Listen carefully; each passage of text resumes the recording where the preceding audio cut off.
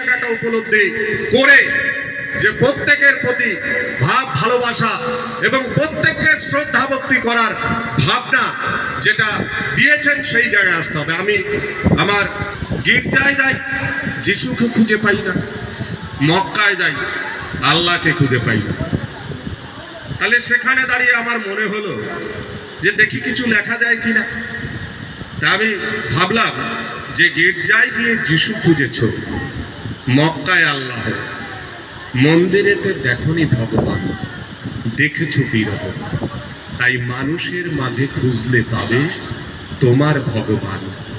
হরিগুরুচাঁদ আম্বেদকর, যোগেন্দ্র মহাপ্রাণ, পিতামাতা মতুয়া ভক্ত আর যত আছে মানুষ জাতি, তারা আপন রূপ ধারণ করে, মানুষ রূপ ধারণ করে, মানুষের কাজ করে তারা জীবন্ত ভগবান।